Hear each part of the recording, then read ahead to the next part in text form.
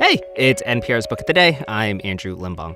There's a funny line in today's interview about how the American story is a marriage, not like between North and South or Republican and Democrat or anything like that, but instead between democratic governance and free market capitalism.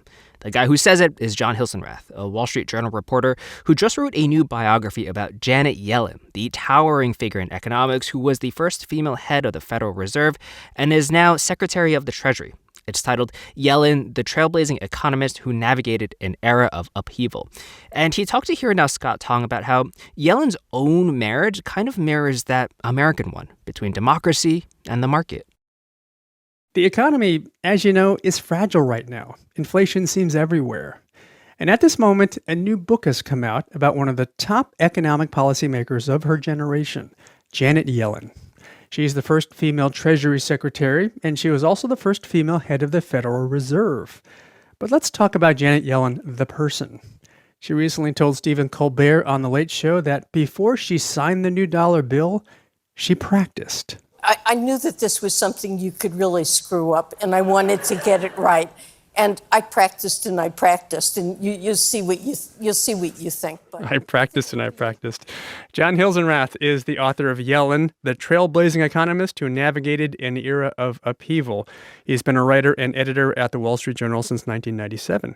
Jon, good to have you in Studio 43 at NPR. Great to be here, Scott. So let's talk about Janet Yellen and inflation, the moment we're in now first. Not long ago, policymakers told us, Jerome Powell said, don't worry, it's temporary. Transitory was the buzzword we heard so much. But here we are with inflation that we have. Janet Yellen and the other policymakers get this wrong? Yes. In short, they really did. We had several shocks to the economy in the last few years. The first, obviously, was the COVID crisis. But then the second shock was the policy response to the COVID crisis. And I think what happened for Yellen, for Jerome Powell, for a lot of others is they had the memories of the last economic crisis we had lived through. The financial crisis. The 2008 financial crisis, very close in mind. And after that crisis, we went through a very long period of low inflation and very high unemployment and slow economic growth. And the policy response during and after COVID was shaped by that because her view and the view of many others was they didn't want to have a repeat of what they had just been through. So they threw a lot of stimulus at this economy, and that stimulus together with the supply shocks that we've gotten combined to create the inflation shock that we're going through now.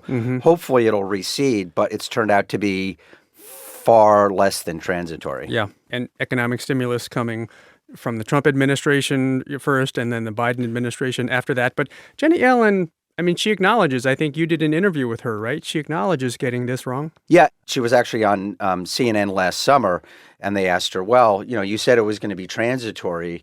Were you wrong? And she said, yeah. It's kind of hard to argue against the facts, and her whole background is about getting her facts straight. This kind of overlaps with a broader story you write about in your book. If you're flying the plane in real time, it's hard to know what's happening in real time. And so it's kind of a human thing to look at recent history, recency bias, kind of fight the last war because it worked the last time. Yeah. So the American story is a story about this marriage that we try to hold together between democratic governance system and a free market capitalist system. And I tell this story through actually Yellen's own marriage because she's married to a Nobel Prize winning economist who did some of the groundbreaking work back in the 1960s and early 1970s about the frailties of markets and the idea that markets aren't as efficient as economic models tended to think they were. I want to get to this love story and her life story. Janet Yellen grew up in a modest neighborhood in Brooklyn, a daughter of a physician. What was her personality? I guess going back to her practicing her handwriting, going to bed at 8:30, the word meticulous comes to my mind. Yeah. Absolutely. So her mother was a school teacher, was a do-gooder, and was also extremely demanding of her children. So the kids were expected not only to get their homework done every night, but to have it done correctly. Her father was a physician, as you say, and he used to bring home stories about the suffering that many of his patients went through, very often caused by unemployment and economic problems. And that kind of instilled in Yellen this desire to do social good. And that's kind of how she went off into the world as someone who had to have her homework right all the time and had some desire to do social good. Yeah. Okay. Well, I'm going to have to ask you to describe this. We're going to have to put this on our webpage because your story about this economist has photos in the middle. And there is one picture that I found remarkable. It shows her notes from an economic lecture. Right. And the handwriting is crazy perfect. It's like, give me a break. It's mechanical. Yeah. So Yellen gets to Yale's PhD program, the only woman in her PhD class. And Jim Tobin, who would go on to win a Nobel Prize, was impressed by her and asked her to be his teaching assistant.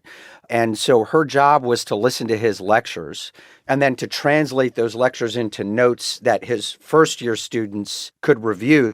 She would take notes during class and then go back and stay up until 2 or 3 o'clock in the morning and translate them into these really kind of methodical reviews of Jim Tobin's brain and how economics worked in Jim Tobin's brain.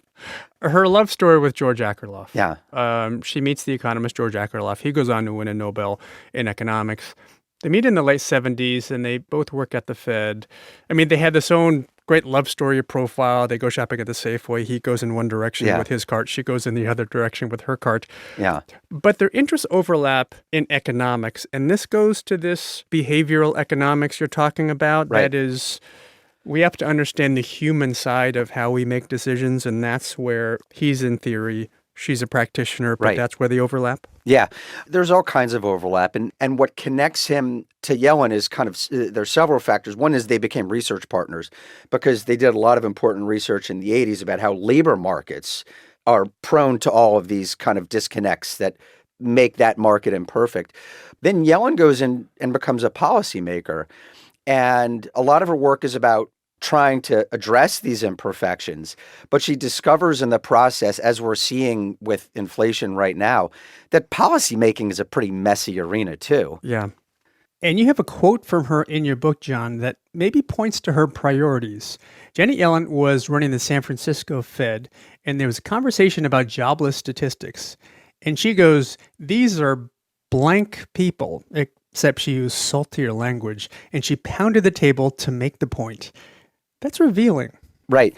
And this is the other thing that connects her very closely to George Akerlof, which is that from a very young age, the two of them were very concerned about the problem of unemployment for different reasons. So Yellen sat at the dinner table. Her father brought home stories not only of patients that were suffering from unemployment, but also her father and her mother lived through the Great Depression, and they talked about that.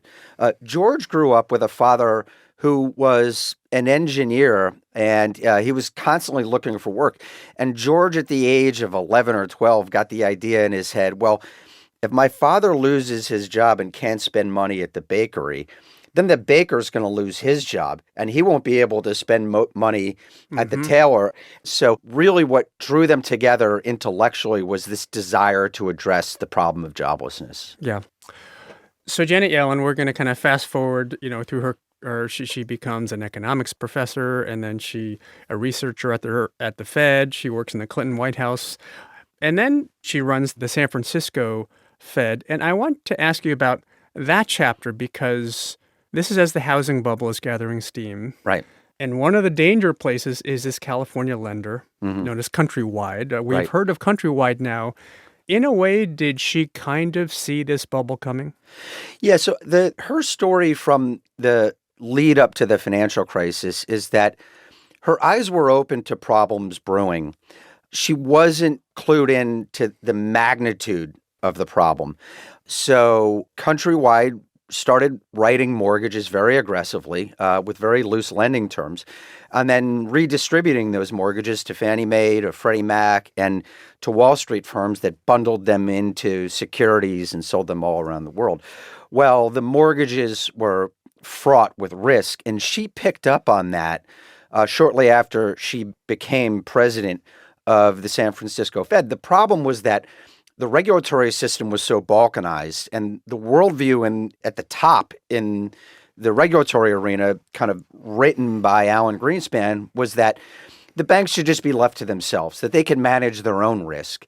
And so despite the fact that she saw problems with Countrywide, and she and other regulators inside the Fed wanted to push it to put more intensive risk controls on how they originated these loans, they couldn't get very far. Yeah. I mean, again, going back to this kind of theme of, can you see it in real time? How hard is it to see a crisis brewing in real time? It also reflects back at her humility, because the Financial Crisis Regulatory Inquiry Commission did an exhaustive examination of what went wrong after the crisis.